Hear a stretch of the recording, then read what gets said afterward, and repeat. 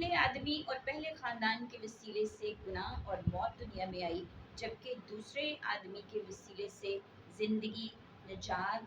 بادشاہی اور راست بازی اس دنیا میں آئی، اور اسی کے وسیلے سے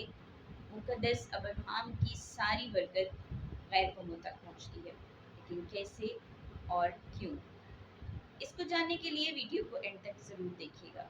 ان سائٹس وتھ اسٹیلا پر آپ کو ویلکم ہو، اور اس چینل پر سلسلہ ہے بلیسڈ فیملی بابرکت گھرانہ، اس کی نئی ایپیسوڈ کے ساتھ آج پھر سے آپ کی خدمت میں حاضر ہوں۔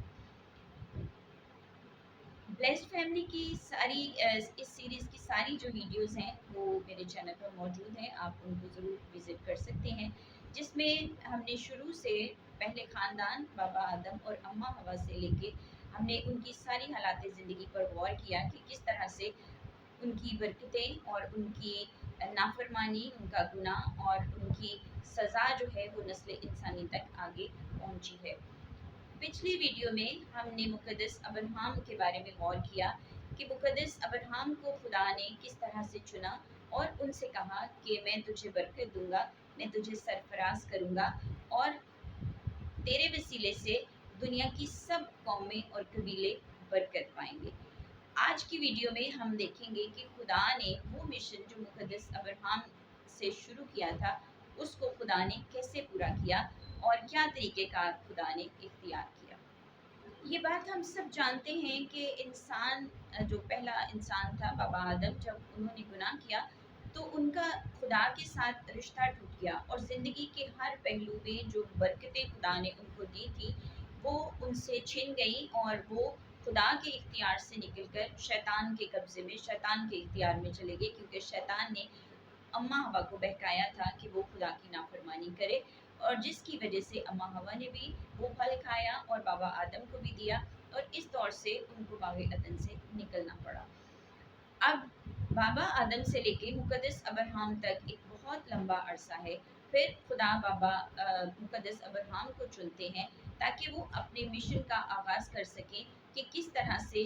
دنیا کو، نسل انسانی کو، ساری امتوں، قوموں، قبیلوں کو نجات دی جا سکے اور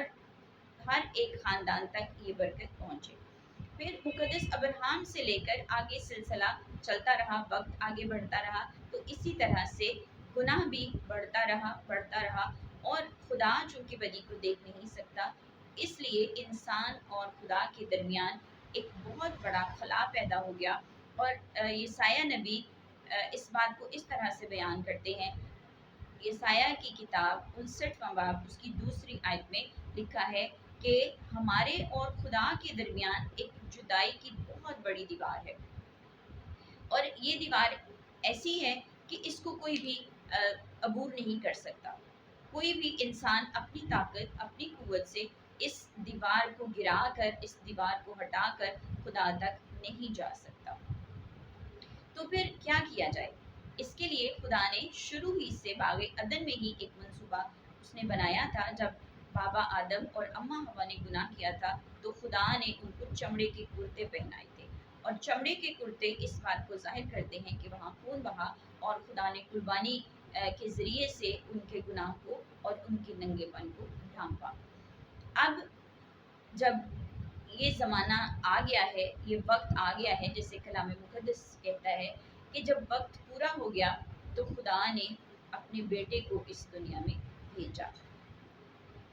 اور پھر یوحنا کی انجیل اس کے 3 باب کی 16ویں آیت ہمیں واضح طور پر بتاتی ہے کہ خدا نے دنیا سے ایسی محبت رکھی کہ اس نے اپنا اکلوتا بیٹا بخش دیا، تاکہ جو کوئی اس پر ایمان لائے وہ ہلاک نہ ہو بلکہ ہمیشہ کی زندگی پائے۔ خدا تعالیٰ چونکہ انسان سے اور دنیا کے ہر ایک خاندان سے بے انتہا پیار کرتے ہیں، اسی لیے انہوں نے اپنے اکلوتے بیٹے کو، یسوع مسیح کو اس دنیا میں بھیجا۔ اب یسوع مسیح کیا کریں گے؟ یسوع مسیح اس گناہ کی جو دیوار خدا اور انسان کے درمیان میں آ گئی ہے اس کو ہٹائیں گے۔ رومیو کی کتاب پولس رسول کی لکھی ہوئی اس کے 5ویں باب کی 9ویں آیت ہمارے اوپر اس بات کو ظاہر کرتی ہے کہ خدا نے اپنے محبت کی خوبی ہم پر یوں ظاہر کی کہ جب ہم گنہگار ہی تھے تو مسیح ہماری خاطر ہوا۔ یہ وہی مسیح ہے، یہ وہی یسوع ہے جس کی یسایہ نبی تقریباً 750 سال پہلے پیشن گوئی کرتے ہیں۔ یسایہ 53 باب کی اس کی چوتھی اور چھٹی آیت کا جب ہم مطالعہ کرتے ہیں تو وہاں پر ہمیں اس طرح کے الفاظ ملتے ہیں کہ تو بھی اس نے ہماری مشقتیں اٹھا لی، ہمارے دکھوں اور غموں کو برداشت کیا، اور ہم نے اسے خدا کا مارا کوٹا اور ستایا ہوا سمجھا، حالانکہ ہماری ہی خطاؤں کے سبب سے وہ گھائل کیا گیا اور ہماری ہی سلامتی کی وجہ سے اس پر سیاست ہوئی اور اسی کے مار کھانے سے ہم نے شفا پائی ہے۔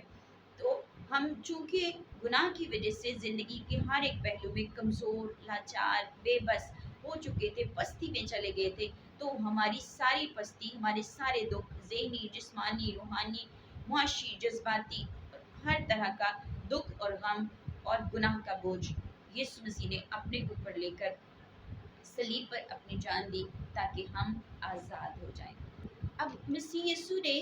باپ کی محبت اور اپنی محبت ہمارے اوپر ظاہر کر دی صلیب پر اپنی جان دے کر، لیکن یہاں یہ سوال پیدا ہوتا ہے کہ کون خدا کے ساتھ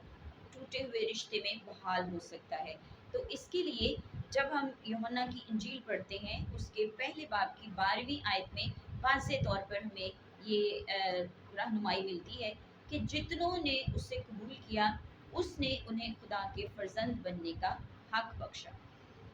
جب یسوع مسیح پر ہم ایمان لاتے ہیں، کوئی بھی انسان ہے، کوئی بھی خاندان ہے، تو وہ خدا کے ساتھ ٹوٹے ہوئے رشتے میں بحال ہو جاتے ہیں۔ نہ صرف خدا کے ساتھ رشتے میں بحال ہو جاتے ہیں، روحانی طور پر وہ زندہ ہو جاتے ہیں، بلکہ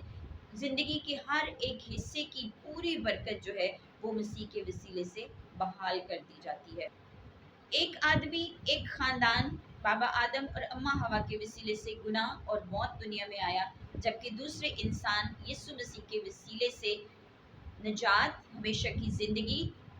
بادشاہی اور راست بازی اس دنیا میں آئی۔ اب یہاں سوال پیدا ہوتا ہے کہ کس طرح سے مقدس ابراہم کی برکت مسیح کے وسیلے سے ہم تک پہنچتی ہے؟ تو کلام مقدس اس سلسلے میں ہماری رہنمائی کرتا ہے۔ گلتیوں کا خط 3 باب اس کی 14ویں آیت میں لکھا ہے کہ مسیح کے وسیلے سے ابراہم کی ساری برکت غیر قوموں تک پہنچتی ہے۔